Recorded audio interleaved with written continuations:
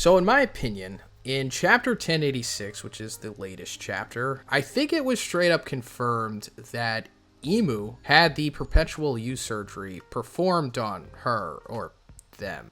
Because we see in the chapter, Ivankov, speaking to Dragon and Sabo, says, "It is said that the means to create everlasting life exist in this world.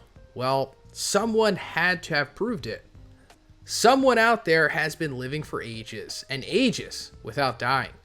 So that's the setup there. And today I'm going to be talking about, aside from Emu, who are the other immortal characters secretly residing in One Piece? I've got Par Vision with me. Who better than to talk about this with? What's up, Par? What's up, Zhoniin? What's up, everyone listening? Yeah, I mean, this is a fun topic to talk about because it's been, you read the scans and everything, and I remember when I first read these, I was like, Ivankov's one of us. He's reading, he's like spitting out theories right now.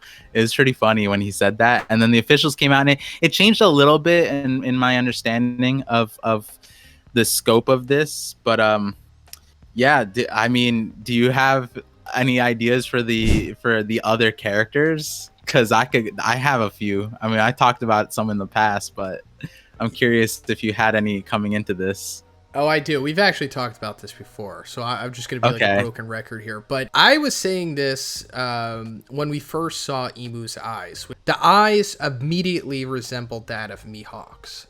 And Right. before that, we just had theories about Mihawk because he was kind of based on Dracula, but he's kind of based on a whole bunch of stuff. When I started hearing theories about him being immortal, I was like, okay, sure. I don't know why he's immortal, but okay, he is. Now that we see that Emu is pretty much being confirmed to be immortal here by Ivankov, I don't think this is like an unreliable narrator. I think it's straight up being confirmed here without outright being said. I think Mihawk has had the same thing performed on him. And it's like, why? Why has he had that performed on him? And if he did, then that means that was the last user of the Ope Ope no Mi before Law ate it. Like when those random dudes had it back in Law's flashback, when they said that he can get like 500 billion for it or something. Let me also just... Let me just 5 billion. Yeah, 500 billion. Oh my god. Let me just clarify real quick for anyone who's just confused, or I don't know, you just forget. Law's devil fruit, the Ope Ope no Mi, was said by Doflamingo to have like an ultimate secret ability where they could, using the fruit's power, make someone else just straight up immortal. Not immortal like where nothing could kill them, like they could survive a supernova or something. They just, at least the way that I see it, they just can never die via like growing old. Like they always will stay the same age. They can just live perpetually. But if you like cut their head off, they'll die. But aside from that, they'll just keep living in perpetuity. Is that the way that you see it? I guess so. It's so confusing because like prior to this, we were thinking like perpetual youth, right? And now we see the officials and even the scans saying like everlasting life.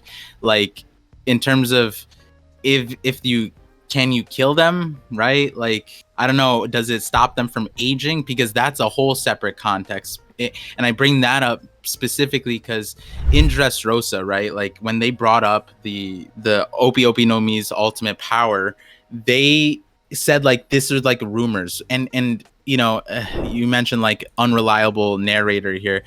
We still don't know like where Doflamingo or Treble got that information. I wonder because we actually got introduced to something like we didn't really get the full scope of. Sugar's devil fruit allowed you to, what was said was, freeze like your age in time, and that essentially would be perpetual youth, would it not? And like you could kill Sugar, right? Like you could. So I wonder what the context of is in that regard, because like the current timeline Emu is the original Emu. I guess like the biggest question is it from Law's fruit, or is that a way for Oda to introduce that topic? Because I think that ultimately changes the scope of things, right? You were bringing up the topic of Mihawk. I had an opposing direction last time you brought it up, and my line of logic still has a different direction. But if you were to say that he had that thing and it tied it to the Ope Ope no Mi, that makes the Ope Ope no Mi like almost like pivotal to the entire One Piece storyline. And I wonder if Oda's gonna go that route, considering sugar exists, where that power exists completely separate of law. And in that light, maybe there's like a completely separate thing that allows you to get like the perpetual youth, aside from that. And whether Mihawk has it or not is interesting, because we've seen Mihawk age. And then I also think that his Seraphim has the star eyes and also the double ringed eyes that Emu has. And when it comes to the ringed eyes, then we have characters like Zunisha. Zunisha has those ringed eyes as well. Zunisha. I'm glad you brought him up, because he is one of the other characters who I think for sure had the perpetual youth surgery. Well, mainly because, like you said, the eyes, they have like the same eyes as Emu and Mihawk, although different colors, which is, I don't know why. Maybe it has something to do with inherent personalities, or I don't know, their morality, where it leans or whatever. But Zunisha is for sure at least 800 years old, similar to Emu. So there could have been hot potato with the Ope Ope no Mi back in the day and the youth surgery being performed. Yeah, like in terms of like characters that could have it outside of it, I think the double ringed eyes is kind of significant. One thing that I thought was really interesting for 1086 was Oda decided to hide the Figarland's eyes with the sunglasses, and I'm like, and we've also Doflamingo, his eyes are also covered and in his Seraphim, and I'm like, why is Oda stopping us from seeing these eyes right now? And hey, maybe you're onto something with that, because maybe the Celestial Dragons have some kind of like, I don't know, some kind of tie into that, given that there's apparently the descendant of Emu, I guess. And if we're looking at the Gorosei, and if we're to play with the idea that they also are immortal, right? Like, do you feel, in terms of other characters that were that have the not perpetual youth because they're old, but like, are they from the Void Century in your opinion? See, I used to think that they were, and I thought that there was some alternate means of staying alive that was different from the Ope Ope no Mi.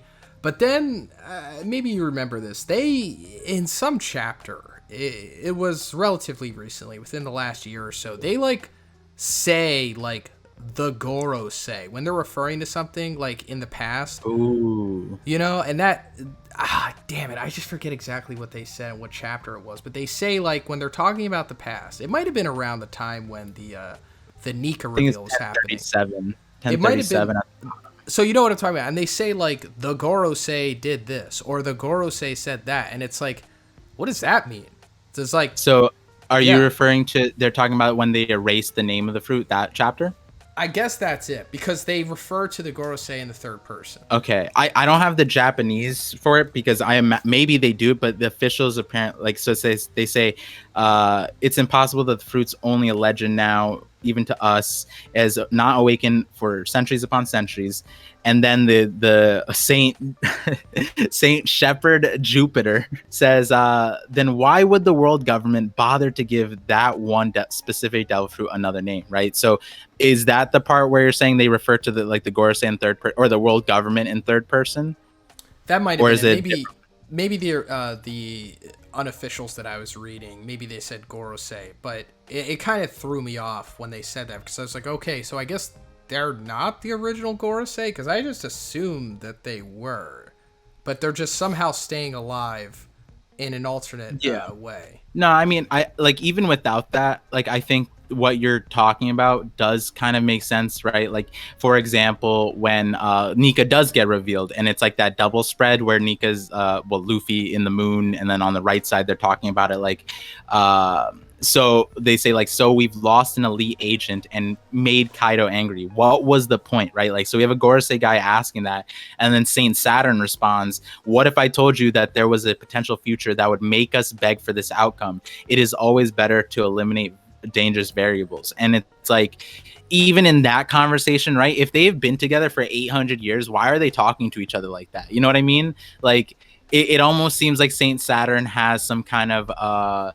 like not priority, but seniority, I guess, in terms of like, young one, you didn't see this, like this is a future you weren't privy to, you know what I mean? And maybe Saint Saturn has like access to like older, or is able to tap into, because he's the science defense person, I guess, and so maybe he knows a part of the world government that whoever was talking to him doesn't know, right? And that's you know, like I'm still wondering, like, is Fig Garland, like the Garling, is he from the original like the original 20, or is he a descendant, right? Even if you want to say they are from our current timeline, then we have Kureha, who's like 140.